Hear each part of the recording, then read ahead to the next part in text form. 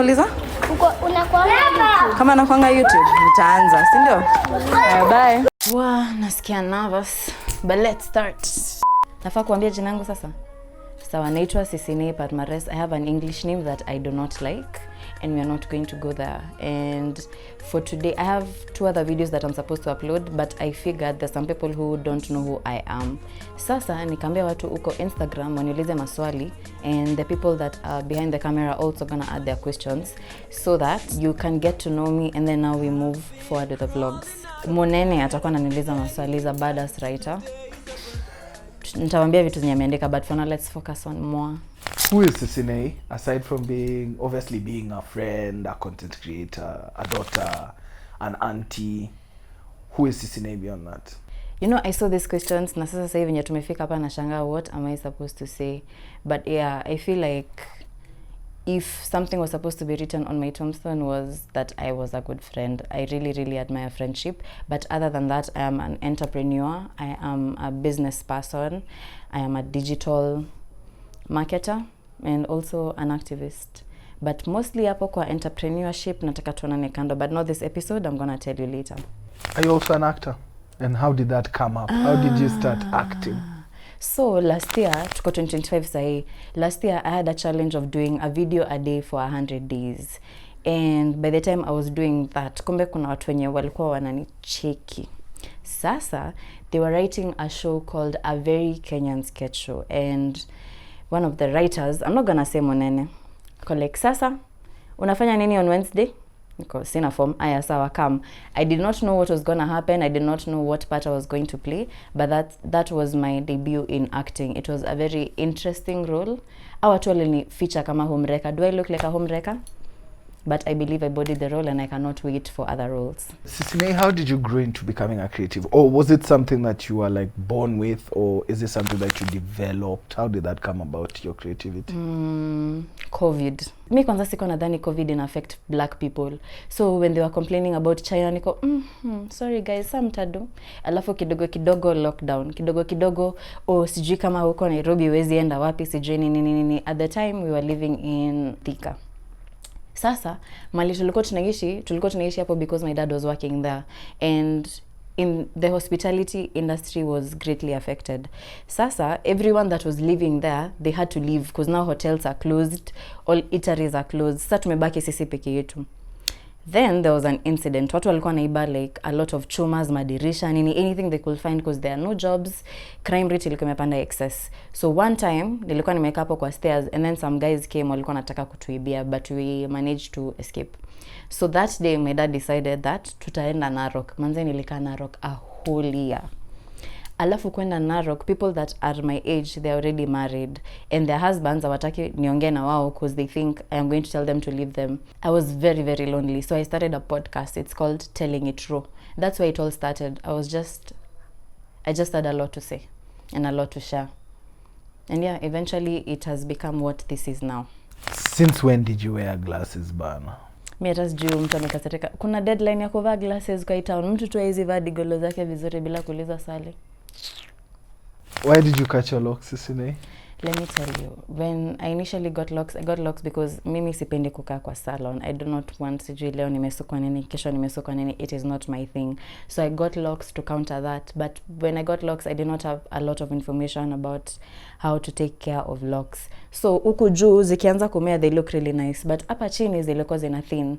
And honestly, I was just tired na nilikuwa na watu wanakaa vizuri na knotless braids. So nikaamua kukata, but I'm actually really sad about it. As you can see, nimeanza sister locks, na starter locks are the worst part of locks. Ukianzia locks unakanga tu mwizi.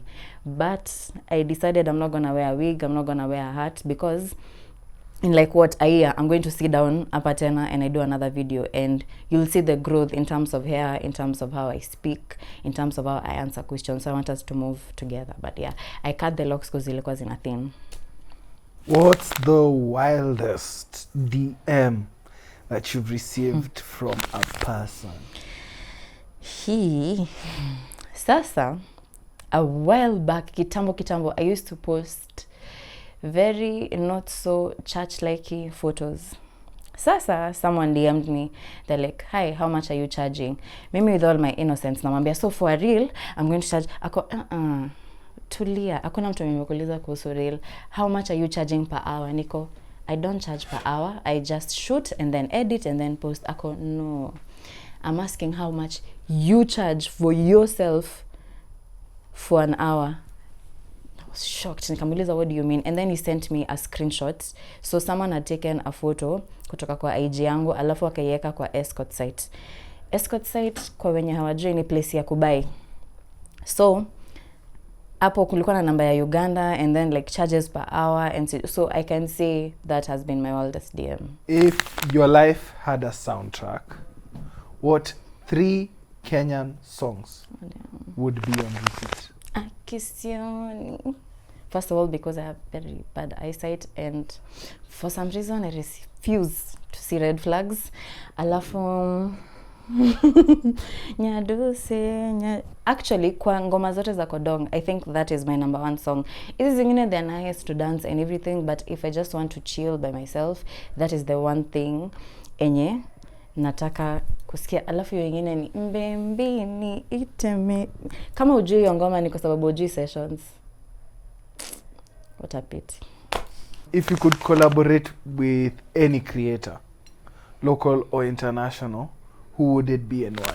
I think you should say one for each, one local, one international. For local, none, because the ones I've wanted to collab with, I have already collabed with. I feel like creators my age are very open to collabing. Like, leo nataka kufanya na Mwerigi, unamtext tu sasa naitwa hivi na hivi, ako yeah, let's do it. But people, when our creators when walikuwa hapo mbele yetu, they were complaining that they didn't have a very collaborative nature. But sisi wengine, I don't see that happening a lot. International, there's this guy called Moyo. He is so hearty, he knows how to be serious, na saa zingine anaweza leta jokes, and saa zingine his content is very educational. So it's Moyo for me. And if I choose a country enye naweza taka tu kwenda huko ku create content, have fun, it will be South Africa. I think you guys should check out their Mr. Prize campaign. It was so mind blowing. Naweza taka kufika hiyo point. If you were stuck on an island for 3 months, what 3 things do you need desperately, or would you take with you desperately? Vaseline lip. Acha nikwambie, kwanza kwa island it is so dry. No, I just like it so much. Eric is asking kama nimelipwa, sijalipwa. I just like it a lot. I've tried the whole range. Wako na ya brown, I think it's cocoa butter. Wako na ingine ya pink na ya green, I think it's aloe vera. My best is aloe vera, but I have to, nataka kuacha kukua, wanaitwa consumerist, like you buy a lot of things that you end up not using. So nataka kumaliza hii and then I now get the one that I think is my favorite. Number 2, hata nikibakwa na simu kwa island inanisaidia na nini na kuna stima. So no, remove the food.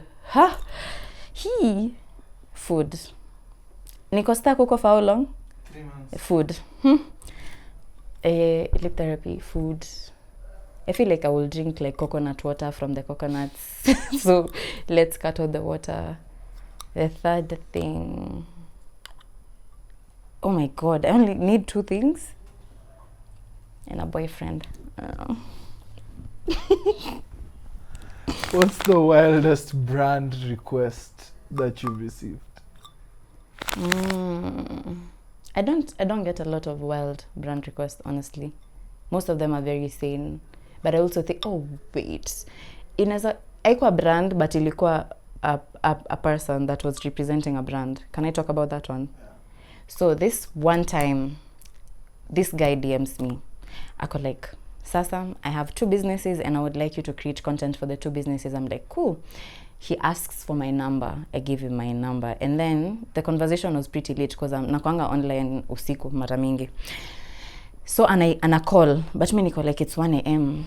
Tunaambiana nini, so sikushika. And then in the morning nikampigia niko, hi, I got your missed call. Like, no, I was just trying to save the number. That was on Monday. Then he's like, can we meet for drinks and talk about, I'm like, wait a minute, why are we meeting for drinks? Like, just tell me the job that you want done. I do the job, you pay me, we part ways. I have no interest in having drinks with you.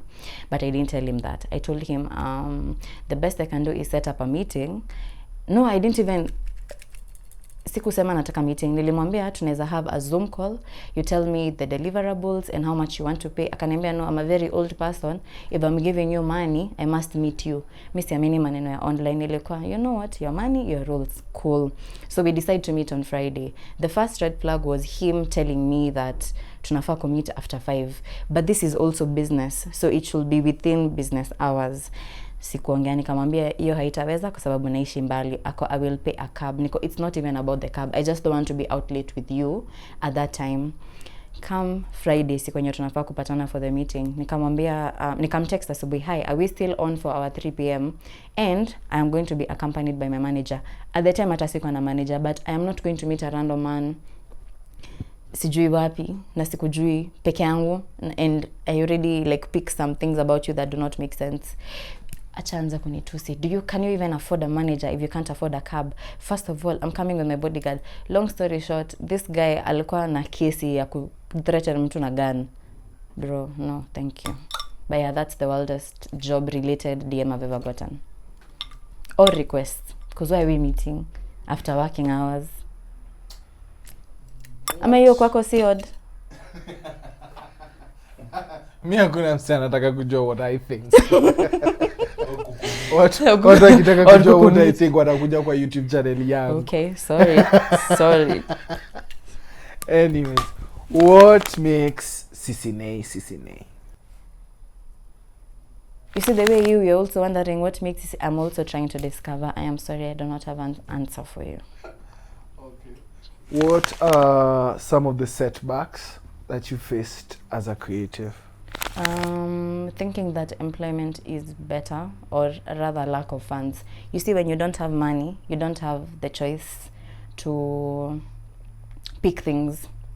Kitu yenye inakuja ndo unadu, kwa sababu at that point your immediate need ni kupata do. So one setback ilikuwa hiyo, choosing to be employed. I knew I was not happy, I was not content. Yani hao watu walikuwa wananiudhi. Lakini kwa sababu hauna hiyo option, yeah, you know what, I can forgo this so that I can build on my passion more. So I can say that has been one of like the biggest setback I've ever encountered as a creative.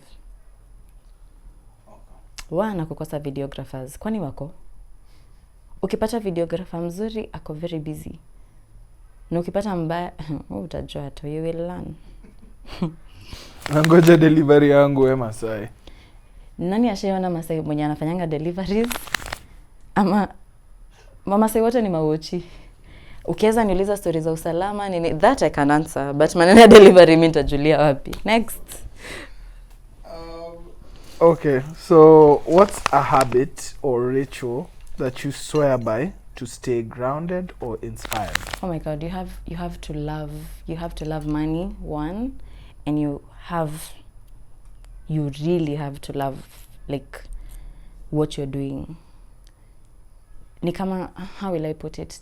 Ni kama having a plant and you give that plant to someone else. They will not be able to take care of it the same way you would. So you really need to be in love with this whole idea of what am I doing? How is that tying into my 5-year plan? Nanipata, you really need to be passionate and love what you do. And you have to love money. Because if you don't love money, you will never see the need to either improve a skill that you have, amako, graduate. About rituals, about habits, I am not the best person. But one thing that worked for me last year is being consistent. So wait, niki quit my other job. My boss told me there are people who are not as good as you are, but they are consistent. They keep showing up. So if there's a habit I would ask anyone to hang on to, is being consistent. Sisine, what do you love about YouTube? What do I love? I can talk. You see, when I'm shooting like reels and TikTok videos and everything, you have to minimize kila kitu to share into 1 minute. But hapa naweza ongea kutoka leo, kesho, like hakuna mtu mwenye ananikataza. That's the one thing I love about YouTube. And there's variety. Like you can literally just search vlog on this. Na utapata so many things are talking about the same topic. Like hata nikijaribu ku research on what I'm supposed to do when I'm starting my own YouTube channel, all the information is already available on YouTube. What would you say is are the pros and cons of social media as a career? What's nice about it? What's not nice about it? Advantage, the money is very good. I'm not even gonna lie. Like, if you have a very strong brand and you brand yourself in a way that you stand for something, you will get good money. The disadvantage, one of the disadvantages ni manze kulipwa on time. It is such a hassle. Imagine wewe ni mtu mwenye unajilipia rent na pesa yako kwa nyumba yako. Kwa mali uko na invoice, umeambiwa hii kitu inaingia by date 6. It is currently date what? Let me date 12. Pesa ijaingia, wao mali wako, you think they're thinking about how you're paying your rent, and if your landlord is on your neck. No. And then inconsistency in getting jobs. There are very like high seasons and very low seasons. The low seasons are very low and the high seasons are very high. Like unaweza pata uko na 6 brand videos and you're supposed to post them in a week, and at the same time lazima ukue ni kama haufanyi ad. Unanipata? A disadvantage. Another advantage is I feel like you get a lot of favors because people like to be associated with people they know. And another advantage is if you start a business, because you've already established a relationship between you and your community, there's a sense of trust. People already know you cannot sell them a bad product. People know you will be accountable. So you could get a community one and trust. I mean, that's it for me. A disadvantage I will say is people are always in your business because you put your business out there. I will not blame them, but I don't think it's an advantage. It's a disadvantage. People want to know who you're with, why you're with them, why is he shorter than you, how much you earn, things like that. But it's just because you already opened the portal, you're oversharing. So closing it is quite a problem. What do people not know about you? Bruh. So when I was 16, I went to juvie. So mneza nita ex-con. Ama mtu akiwa underage zikuwa convict. But yeah, I went to juvie. Nikatoka, nikekwa tattoo. Kwa najua, mimi don't joke. But yeah, I went to juvie. I really don't like talking about it. Sijui nani alikuwa ananiambia juzi yako like, wait, are you serious? And this is a person I've been friends with for like 2 years. So I'm wondering like, how do you not know? But yeah, it's not a secret. But yeah, a lot of people don't know that I went to juvie. Okay. I think And yeah, kuna juvie Kenya. That's, I know people, kunazo, like zinaitangwa correctional facilities or rehabilitation centers, vitu kama hizo. Okay. Experience ya juvie ilikuwaje? It's actually crazy. Like, kuna dem mwenye alikuwa hapo, because mimi nilikuwa what, form 2, form 3? Yako class 6, but yeye ndio otiro kwa sababu alikuja huko kitambo sana. Sasa yeye alikuwa amekuwa kwa sababu the mom remarried and she didn't like the nigga that the mom... Can I say nigga? Yeah, it's my channel, I can say nigga. So the mom remarried. So this child did not like the new dad. Imagine alichukua nguo zake zote akazichoma, akakatakata ma documents zao wase, and she was very unruly, so she had to be put in the correctional facility. But unaona hiyo urui manze alikuwa anatukalia sisi wenye tuko form 3. Crazy. Alafu it was just so weird. Ulikuwa unapewa dress moja ni Muranga, kuna baridi, but hiyo dress lazima ikuwe safi kila siku. And duties, oh my god. Unaimagine wenye kuna so many people, unaweza ambiwa you're responsible for washing all the... I think ndo maana sipendi kuosha vyombo. Tulikuwa tunaosha vyombo bro. Alafu ni kiugali na mandengu, hauoshi immediately, so imeshika. I think about it, Nazali. I'm sad. I'm just so sad. What's the one moment that changed your perspective on content creation? So in March, my dad got really, really sick. So to me, content creation was a fun thing. I never thought that these people who do not know me or my dad will ever come through for us. People were there to give us blood. People were there to offer financial support. People are bringing us food in the hospital. So in my head, nilikuwa najua tu, I'm just having fun. These people do not care about us and sijui what. But it really shifted my mindset about how important it is to create a community through your content, not just post for the sake. So yeah, that was a life-changing moment. So what's one moment that changed your perspective on life? Bruh, life is so short and it's so fickle. Like one day you'd be taking pictures with someone, you're having fun, you're eating, you're outside, and then the next moment they're not there. So yeah, that really... And then you see, like when death has not hit home, unaonanga ikiwa a very foreign concept. Oh, I'm sorry, my dad passed on. Yeah. So inakaa kitu yenye inahapenianga watu hii ati hauna baba manze pole sa utadu. Wow. And then like it finally happens, so oh my god, these things happen. Like if you like people, one, please always take pictures of the people you love. Take pictures, take videos, make memories. Don't just take the picture, make memories. Make it a point to hang out, kwanza sahi as an adult, bra, like if someone decides if Friday atakupea wewe mkae chini hata kama ni kukula ama kutembea, that's very important because people are busy. People are busy. Make time for the people that you love. Just be there, just show up. Yeah. So that has been the biggest life-changing thing for me. Ushaikuwa ni kama umekanyaga rug alafu someone pulls it. You're just left to go, oh my god, nitaanguka, mkono itavunjika, sijui nini. It changes so fast. So yeah, that will be the thing for me. Okay, what's up with the plants? Nini umejaza ma plants kwa nyumba yako bro? Why not? That's the thing. These things are suffering outside. Kukose kunyesha, so inamaanisha hazitakuwa na maji. Watu wengine kama Regan wazitumia kama ashtray. What else? Like vitu, it's so unfair. Like you see something that's trying so hard to flourish in a very hard, alafu unaamua kuiacha huko nje. Please, I have like 25 plants right now if I'm not wrong, and I'm just trying. Mwezi peke yake ni ya kutry kubuy like nitangwa nini hizi vitu za kuweka ndani, but mwezi I will try. I can't promise, but I will try now to get more plants. Yes, I am hopeful for today.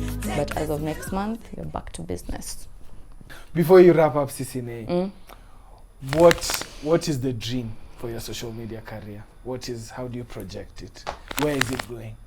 I want to have a community that's so strong, it will be enough to create any movement. Like today, if we decide we are planting trees, iyo karura venye wamekata, that is exactly what we are going to do, because we can derive offline activity from the online activity. So for me, it's all about community.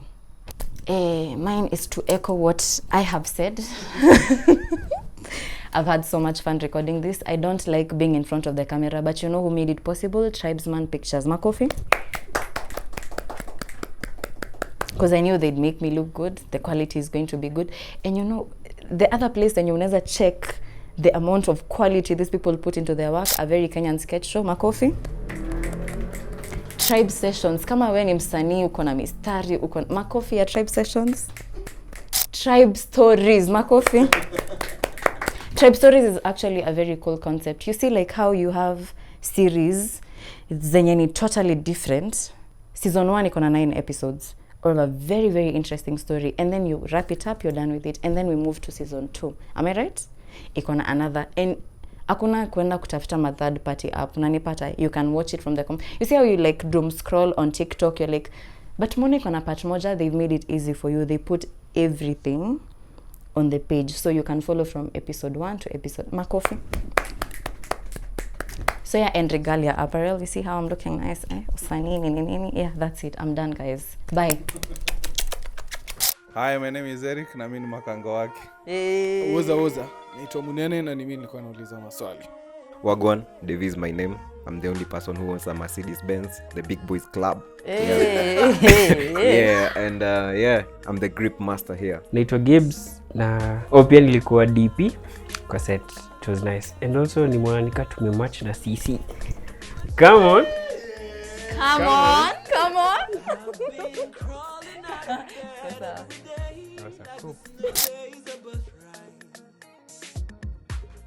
Been walking through my life.